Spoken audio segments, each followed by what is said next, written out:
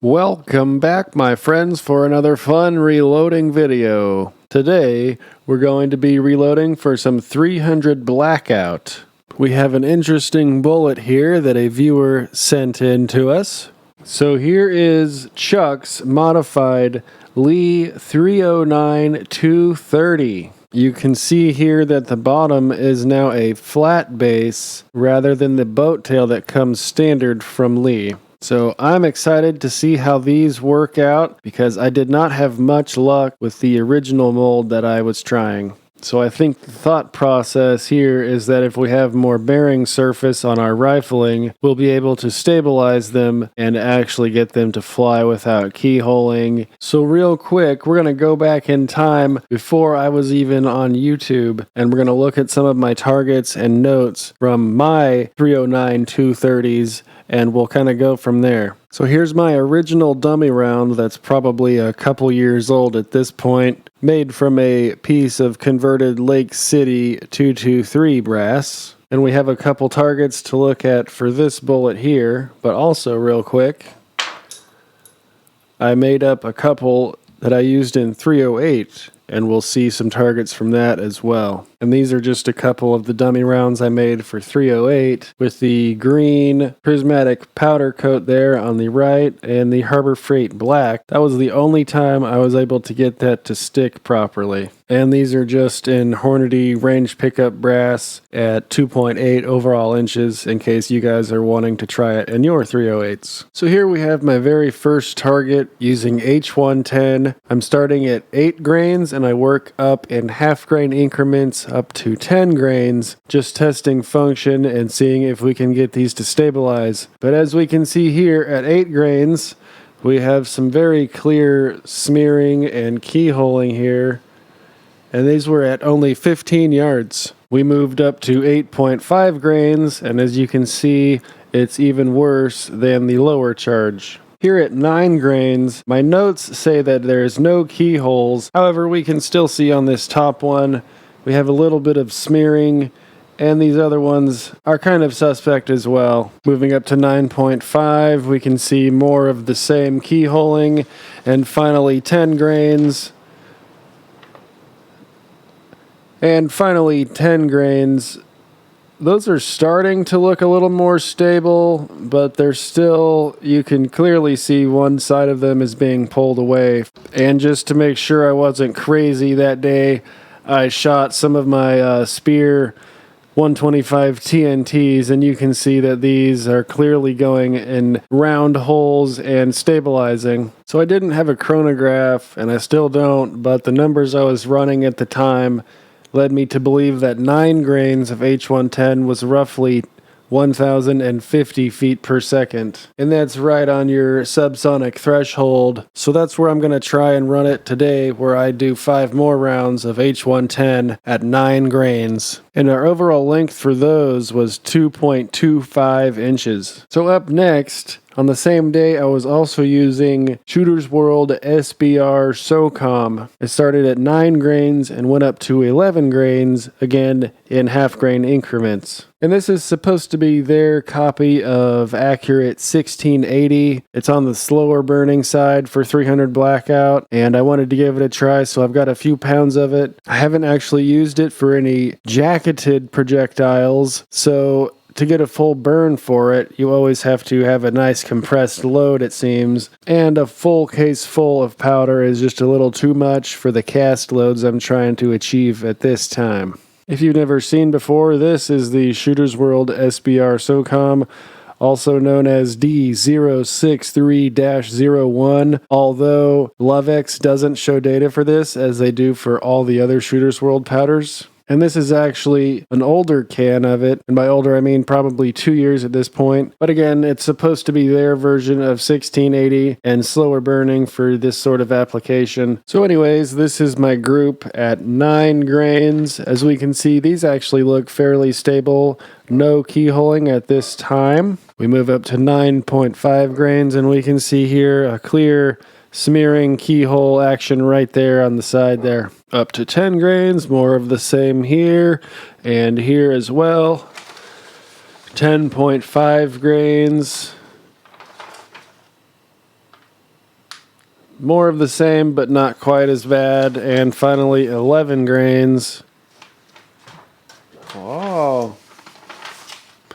And finally, 11 grains. These still look a little smudgy to me. And then my notes here listed that they all cycled the gun and held the bolt open. And then I listed light or medium recoil, fully cycled. And then I listed keyhole, keyhole, keyhole, keyhole, slight keyhole. And then I did something also. I ran some as cast. So these could have been as big as probably like 311 or 312. And they were sort of stretching out the necks a little too much. And I was getting inconsistent neck tension and having to over crimp on these. But I think as we can see from these, we had a little more surface area on the rifling, which might have gave us better stabilization.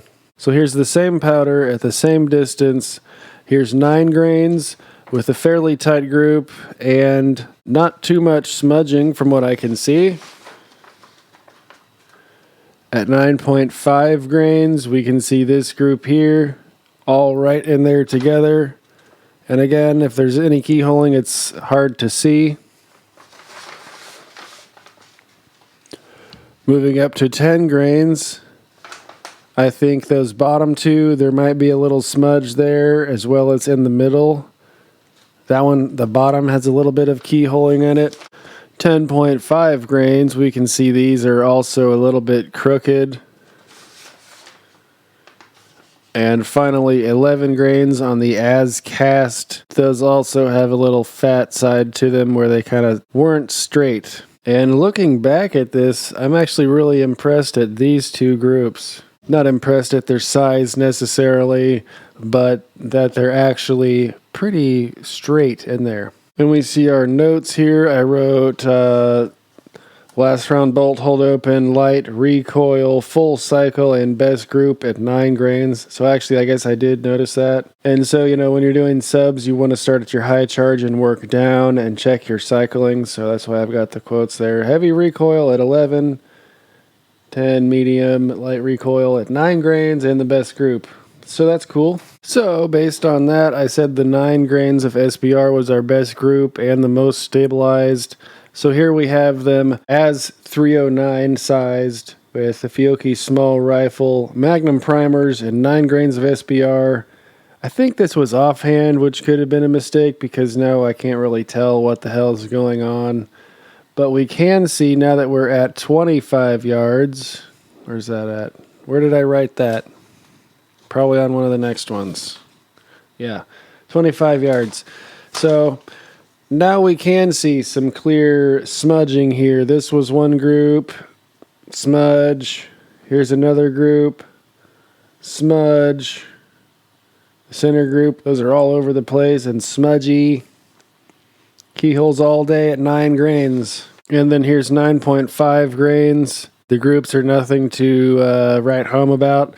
Again, I think I was offhand and I was using a crappy red dot. There's not really any grouping going on. And there's a pretty bad keyhole right here. It's just a smear. So those were 9.5 grains. Again, not really much grouping happening. There's probably 5. There's probably 5. There's 5. Somewhere in there. And then I think out of embarrassment on the 9.5 grouping, I went ahead and just kind of braced myself on the bench there. And here's at 10 grains. This is actually 5 shots here. 1, 2, 3, 4, 5. And they look pretty much stabilized, right? And then here's 5 more. 1, 2, 3, 4, 5. A little bit of a crooked side there and there. And then here we only see 4 shots on this center target. 1, 2, 3, 4. Look over here. Holy moly, you can even see the rings. Isn't that awesome? And then on the very next group, this one's completely sideways through the page. 1, 2, 3, 4. And then this sideways one. 1, 2, 3, 4. Not sure where number 5 is. So as we can see, 10, I think that is right where they list the subsonic threshold. They list like 1,014 feet per second or something. So depending on my weather conditions on that day, if that was right at the barrier, those could have been, totally flying and going all crazy. And this is when I think I gave up with 300 Blackout trying to get this bullet to stabilize. And that's when I got bored and started trying them out in 308. And they actually worked pretty well out of a 1 in 10 twist Savage axis. And now you'll see this target I have, they didn't act so well. Here's Trail Boss, just something fun at 25 yards, I believe. 10.5 grains. Keyhole over here. 11 grains. Whoops. 11.5 grains of Trail Boss. Another big keyhole over here. 12 grains. And 12.5 grains of Trail Boss. Nothing too spectacular. And again, more keyholing. I have absolutely no idea what velocity that these might have been traveling with Trail Boss in a 308. I just used their reduce load calculator thing where you fill up the case and then dump some out, and then you're like, oh, it's that full, so we're good. But I do remember these being extremely quiet, absolutely zero recoil, and they were a lot of fun to shoot, although they, pretty much shot like crap. It is a good way to play with your 308 for cheap if you can get a fun cast bullet with some Trail Boss. So after that, I was like, wow, these bullets really do suck. So I've still got a handful of them, and I tried them out in 308 again, but with some Shooter's World Precision, which is basically Varget. I think I used 30-something grains, and they were going maybe 2,100 or 2,000. I can't remember, don't quote me on that. But these bullets, I basically retired them and melted all the stuff I had left, because they always shot like crap, as you can see. So that brings us back to today, where we are trying Chuck's modified version here with the plain base.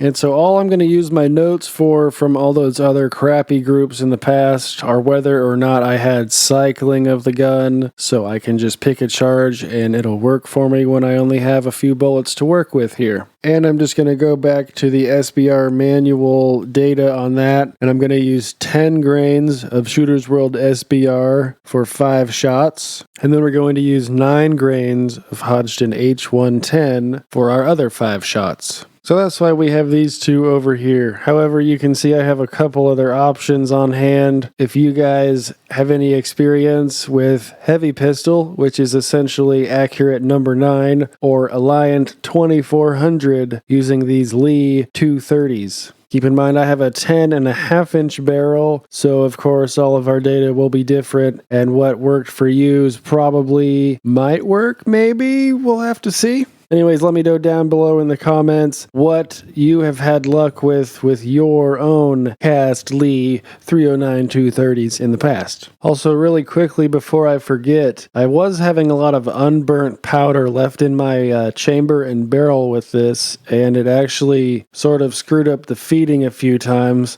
So I did have to run a brush through there and get some of that unburnt powder out. But who knows what could have caused that, or why, or which charge it was even on. I just remember that it happened. But we'll try this with these 5 rounds today and see how it works. So here we saw in my notes I was using the Fiocchi small rifle Magnum primers. I also have some number 41s we can try, or some 450s, as well as some number 400s. Today I think I'm going to use the number 400 because we don't need a hard Magnum primer with these low pressure subsonic loads. And I just mentioned I was already having unburnt powder issues with the Magnum Fiocchi primers, so if that were to perhaps increase the ignition and help with that unburnt powder, let me know if one of these other 2 Magnum primers might help. But again, I'm just going to go with the standard 400 today. So let's finally get started with the reloading process here today. All of our brass was converted. Today we have Federal 223 Remington head stamps. They've all been swaged, sized, trimmed, chamfer, and deburred. However, after an initial forming, I still like to do a nice sizing before I reload them for the very first time as 300 Blackout. These were also formed with the Lee die set, which is apparently a no-no. So today we will be full-length sizing them in the Hornady custom grade die set here. So again, we'll be using our Hornady full-length sizing die with the zip spindly doodad here. I just pulled this out and cleaned off any of the old lubricants or any of the old gunky stuff that was up in there, because today I will be using just a dab of the Imperial sizing wax, which should work just perfectly here. If you've never seen the Imperial sizing wax before, you'll see that it's a nice clear substance. I've got plenty of brass chunks stuck in it, but don't worry. You just rub your finger in it and then rub it on your case and you're good to go. And you'll see we already have our Lee shell holder in place. That is the number 4. It also works for your 223 and 350 Legend if you're doing any of that reloading as well. And we will take our full-length sizing die and install it here into our RCBS rock chucker.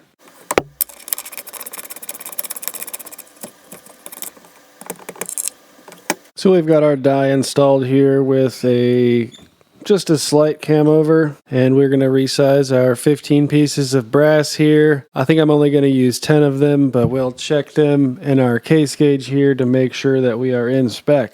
So for our Imperial wax, we'll just take a finger or two and rub that into our wax, and then just around the body, and then I'll take my finger and get some on the inside of the neck,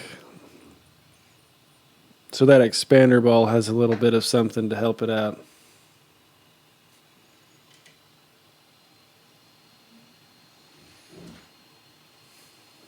And look at that, my zip spindly's loose. Okay, sorry about that. We got our zippy spindly all tightened down. And we're going to run our first case here. Oh yeah, it's beautiful. Expander ball was a little hard coming out of the neck, but now that there's a little bit of lube, the second one should be easier. I'm just going to take a paper towel and wipe this down, and we will check it in our gauge. And let me find a Q-tip, and I'll get the inside of the neck as well.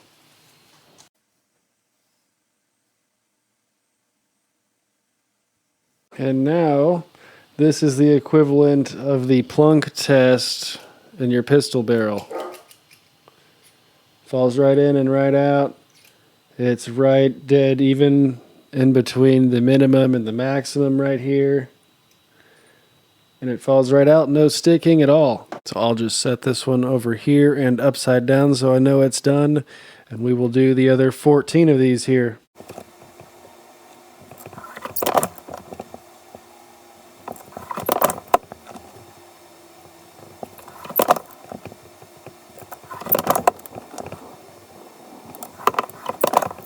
So these first 6 here I just wiped off and checked in the gauge, and they were all perfect. I'm going to go ahead and run the rest of these, and then we'll wipe those down and get on to priming.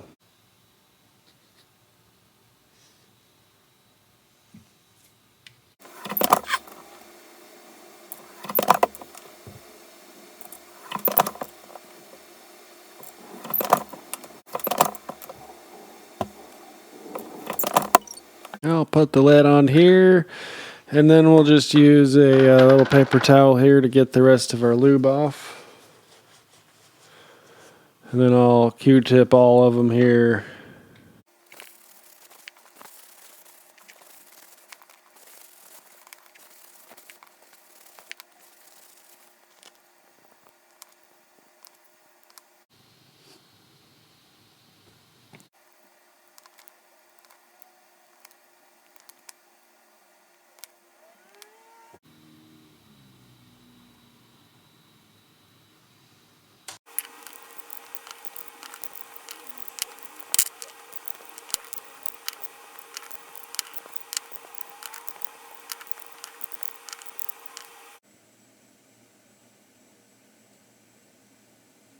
So now we've got our 15 cases that are all in spec. We've checked them with our gauge.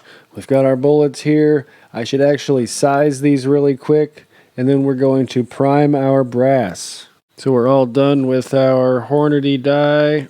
Oh, goddamn, which is really tight. Come on, what the hell? Fine. I'll get some tools. Ah. Boop. There we go. And we are done with our shell holder right now while we size our bullets. So here's our Lee 309 push-through sizer die.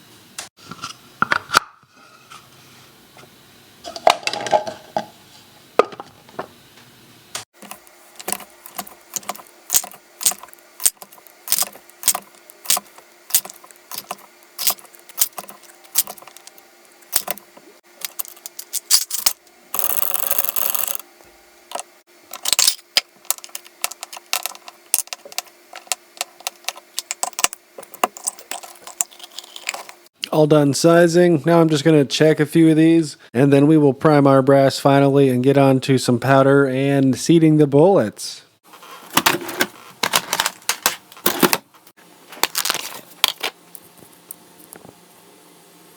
So I'll just grab a few of these here at random, and we will see how they look. 309, 3085, 309, 309. Cool. So yeah, I can say these are all 39, 3085, right in that ballpark. And that should be fine as long as there's enough of it with our new base there. Forgive me, I almost forgot we need to expand our cases here before we do any priming. And why before we prime? Because it's personal preference. So that's what I'm going to do here real quick. And just for demonstration, we'll try and seat one of these flat bases here. Yeah, see how hard that's going to be to seat? We definitely need to open that mouth up just a little bit with our expanding die, and then these will fit right in there without shaving off any of our powder coating. So these are pretty easy to set up. We'll first just put our shell holder back into our RAM, put a case in it, and then I like raising that up. And I've already got the right combination in here, so I will just kind of screw this down until I feel that contacting it.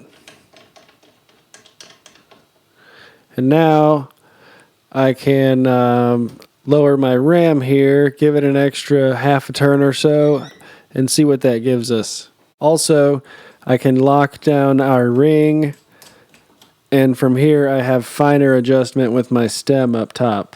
So we'll grab this out of here, take our random bullet, and see how it fits in there. And as you can see, I can actually get it started.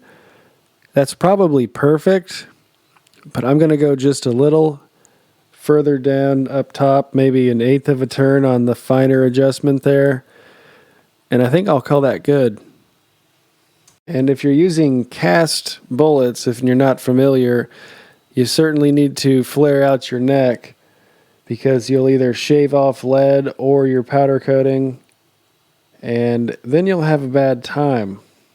But if you're using jacketed bullets, however, this is unnecessary. It's actually hard to see how little of a flare we have here, but on the left you can sort of see the trumpet shape, and on the right we still have our straight neck. So it doesn't take much at all. And then we'll just flare the rest of these real quick.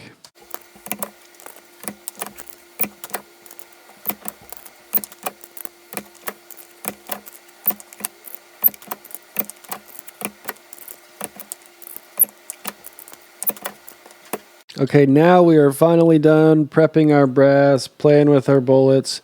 We can finally prime the brass. We'll just get rid of the expanding die real quick. Not usually like that though. Yeah, we'll just dust him off and throw him back in the case here, which I highly prefer these much more than the old clear ones. Yeah, the old clear ones. These are gross. They split open in two like that, and they had the little instructions wrapped around the die. And they're just gross. You can't stack them or do anything with them unless you have some special little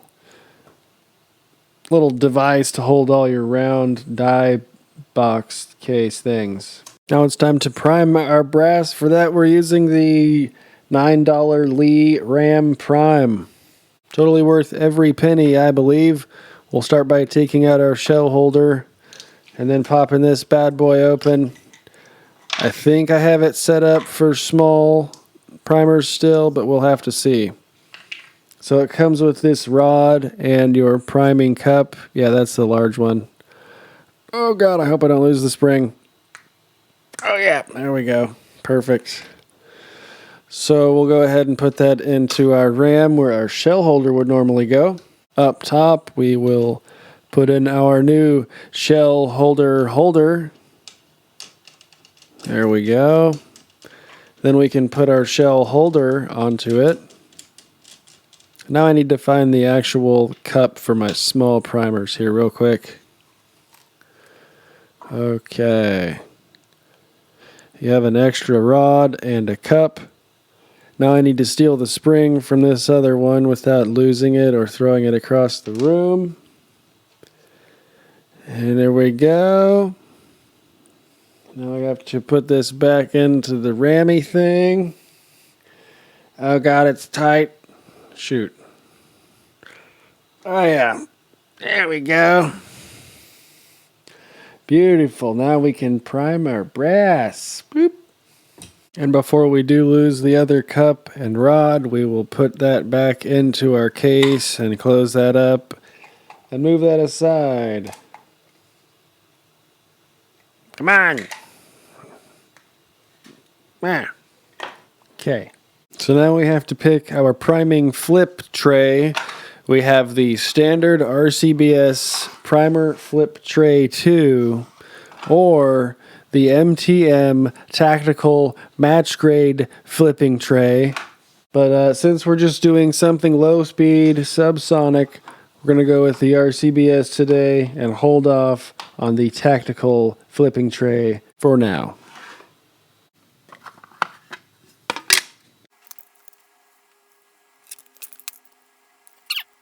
So if you couldn't tell, I just had a major brain fart and held the other 5 that were further away from the package. So now I have this stupid group happening here, but at least I think I have 15 here. So whatever, we'll roll with it and you guys can laugh at me in the comments. And there's actually no need to be flipping anything here because I'm using the RAM Prime today.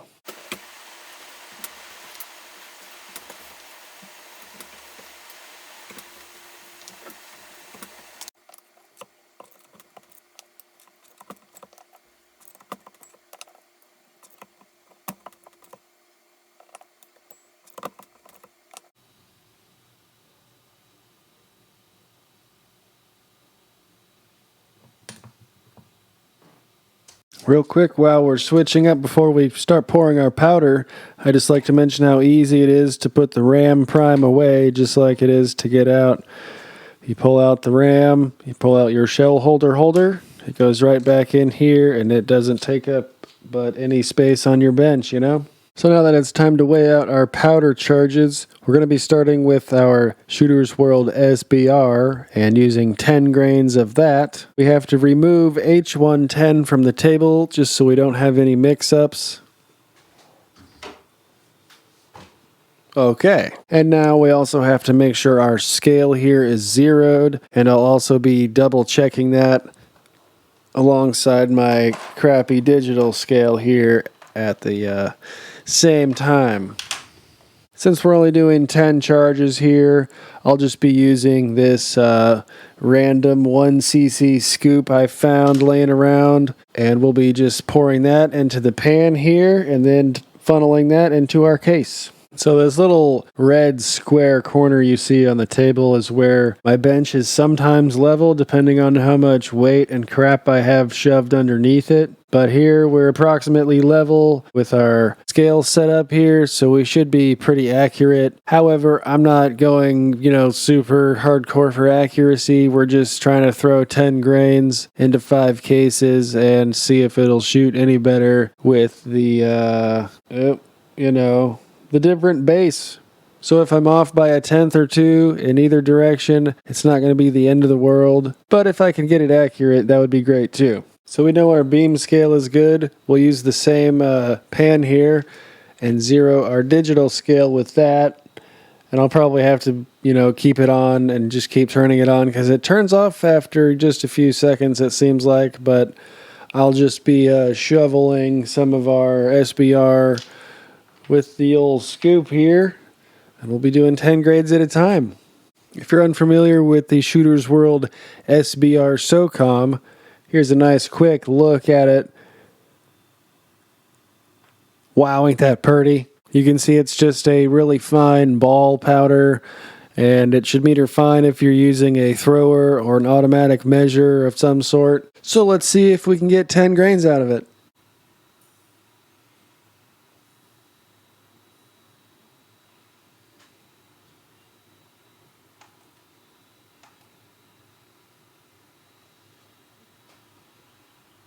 Whoa, that's pretty close on the first try. Let's see what it looks like up on the beam scale here.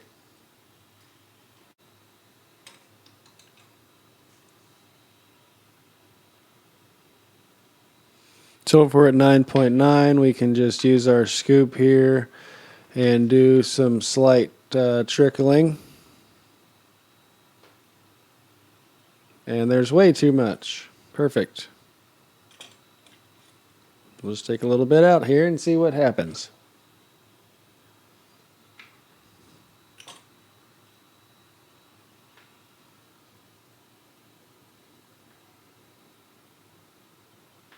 We'll split the difference there.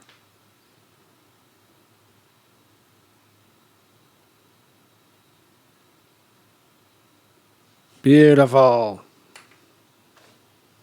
Make sure to tap the digital scale to keep it awake too. We'll take our first case here, whoops, with our good old RCBS funnel here, and then we'll give her a dunk. Oh yeah, and then we'll have a nice look at our case fill. And you can see our case fill here is maybe 50-60% of our case now. But whenever we go to seat our bullet, there's not going to be a whole lot of breathing room left there. So we'll set this one aside, do 4 more of them, and then we'll sort of visually verify that they all look very similar before we go to start seating. And just like that, the dang old thingy fell asleep on you. So here we go. We'll put the plate back on, turn it on, and let her warm up again. We got 4 more to go here. All right, perfect. So we've got our 5 cases charged here. And we can see they all look very similar, aside from the little bits stuck on the neck. They're all pretty much the same. So we're going to move on to seating these 5 before we dump any more powder of a different bottle. So I'll go ahead and close up my Shooter's World can, and then I will gently set 5 of these on top here and hope they don't want to tip over on me. And most of that powder stuck on the neck should just go right in as the bullet is being seated.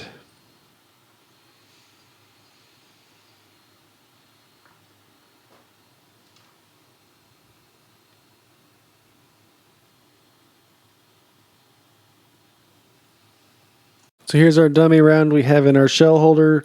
We're going to raise it all the way up. And today we're using our Lee seating die here. We're going to go until that touches, and then I'll go ahead and snug up that lock ring. And then I'll back the stem out just maybe a quarter of a turn or something so we don't come down too quickly on our new fresh bullet there. So there's a little turn out there, and we'll pull our dummy out. So we've got our first round here. We'll go ahead and raise that up. Oh yeah, beautiful. And then we'll come out here and see where we are seated. It looks like we are right at that crimping groove. I'll go ahead and use the old micrometer and we'll see where we're at. So here we're at 2.25, which is huge. So we're going to go ahead and get her dialed in here before we move on to our next one.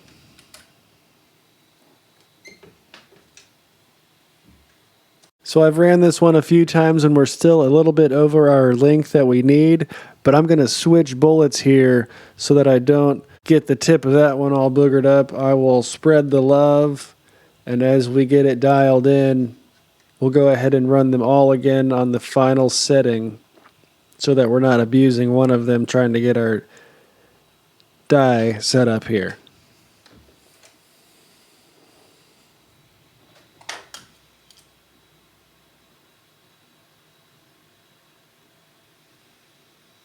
And now possibly because of bullet variances, we are now under our mark. Whoops! So we'll back our stem out from where I had adjusted it to and try our third one here.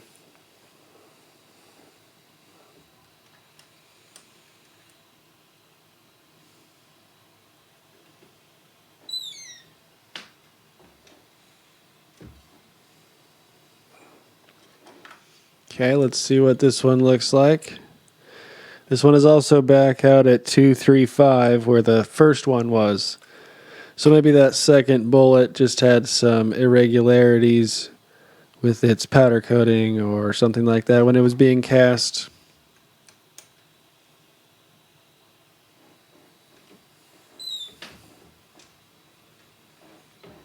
Sometimes you can give it maybe a quarter turn and reseat it to aid with concentricity. Okay, this one's also 230. So we'll give it another little tweak there and try our very last one. And really, if we end up around like 2.22, that's totally fine as well, as long as it'll fit through our gauge, fit in our magazine, and then finally actually fit into my chamber. Here's our last one at 2.22. I'll go ahead and run the other four at that setting one more time, and then we will crimp them and see how they run through the gauge. So I had to do some dialing in on a couple of them with just a little bit of differences in their overall length. But now we need to crimp these, so I'm going to try to not screw up our seating stem at all. And we'll leave that lock ring where it is. And gently pull this guy out to set up our Lee factory crimp die. So for this one, we're going to take our case and run it back up the ram. And then we will lower our die onto it. Now that I'm feeling tension, make sure our lock ring's not in the way, we'll back our ram out, give it another quarter turn maybe, and we'll see what that looks like. So we can see it's very lightly crimped. I'm going to drop this in the gauge here and we will see if it passes. Oh, beautiful.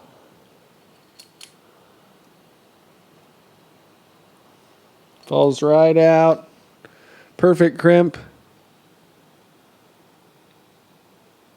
I'll see if any of the others disagree and need a little bit extra, but for now, that setting looks perfect. Let's run these other four.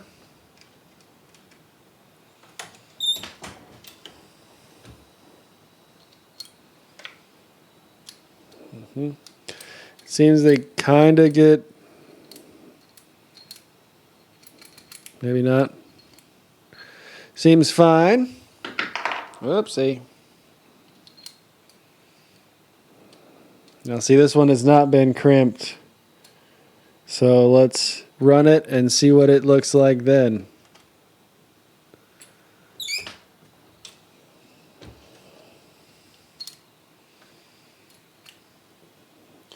In and out. Beautiful. And you can rotate it, it's not sticking. Perfect. Here's our fourth one.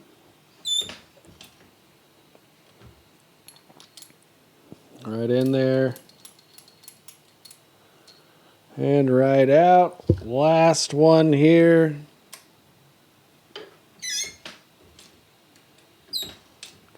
Perfect.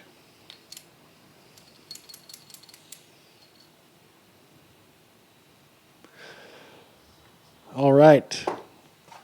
So lastly, before we put them into our box, I like to write our charge and the powder on it. So I'll do SBR 10 for the powder and the charge weight. That way if we spill something, we don't get it mixed up.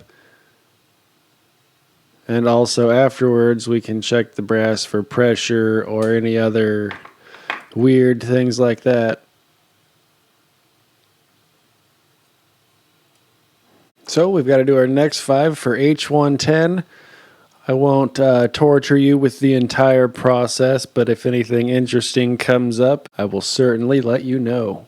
So really quick, here's a nice close-up of H110. You can see it is also a very fine ball powder. It has worked for several hundred rounds through both my Dillon and RCBS powder measure, and I'm sure it'll work just fine for whatever you're using as well. Here's our 5 charges with H110 at 9 grains. And you can see there's still some stuck on the neck, but I did run another Q-tip through them to try and get anything else out. Some of them are just covered more than others, apparently. But again, if it only affects the overall charge weight by maybe 1/10 of a grain or so, I'm not going to be too upset about it today. And since we went and seeded and crimped the first 5, I have to put our seeding stem or seeding die back in and kind of restart that process. But I will use one of our loaded rounds from the SBR to get it started to see if that's any closer than my first dummy round was that I actually started with. So I've only got 2 powders used, and I still have 5 pieces of brass and 5 bullets left.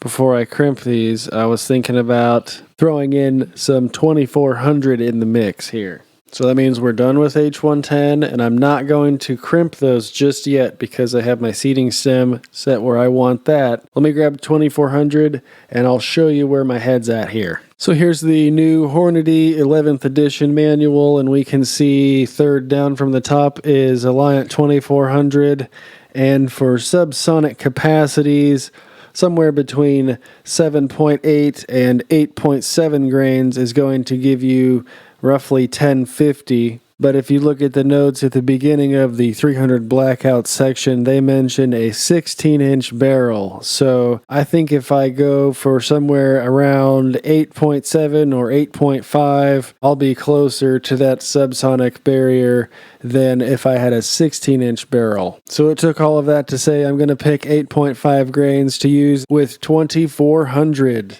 And we'll notice that's a full grain below their maximum charge. So although my bullet is 5 grains heavier, I'm not worried about any sorts of crazy pressure signs or anything like that. And if we wanted, I could also use this accurate number 9 data to use for my Shooter's World heavy pistol. However, I only have, I think, 15 more of these bullets after I load up these 15. So I don't want to use them all today, and we're just going to stick with these 3 powders for now. So here's a quick look at 2400 before we get measuring on these. And as you can see, it's actually a very, very short cut extruded powder. Not that it matters, it just looked interesting to me. So there you go. There's some 2400 for you. So I'll go ahead and throw my 5 8.5 grain charges of 2400, and then we'll get those seated and then crimp everything up together. So here's our last drive-by powder viewing here. We can see everything's pretty level, not too much sticking on the case necks. And at only 8.5 grains, that's a nice small economical charge if this actually cycles the gun. And maybe we can get some accuracy out of it too, eh? And here's our last 5 missiles to seat real quick, and then we will crimp these last 10 all together.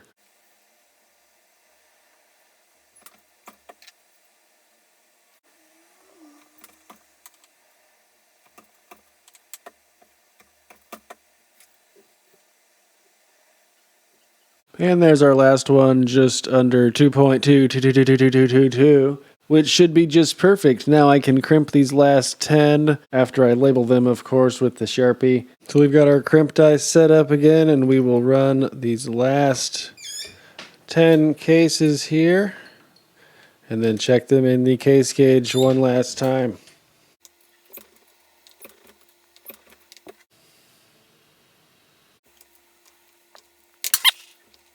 So there we go, that very light crimp again, just to remove the flare, is just perfect to plunk in and out of our gauge. And then our H110 loads. There we go. We'll just go ahead and gauge it, and then into the ammo box.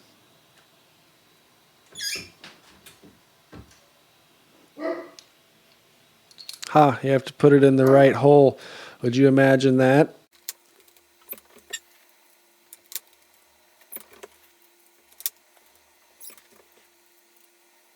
And there's our 15th beautiful round, one of our H110 charges, ready to rock.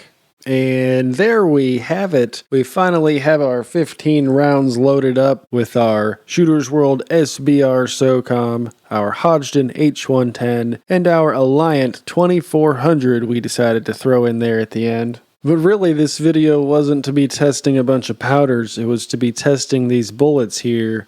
But I'm just playing around and, trying out some different stuff. So stay tuned if you want to see whether or not any of these are able to fly. I'll be putting up a range report as soon as I get back from the range with these rounds. If you like this kind of content, feel free to subscribe to the channel, like the video, and comment below which powder you think will group better at probably 25 yards I'll be testing at. And forget the group size, do you think the bullets are even going to stabilize? Anyways, let me know down below what you think is going to happen. Be sure to stay tuned for more. We will see you guys in the next video.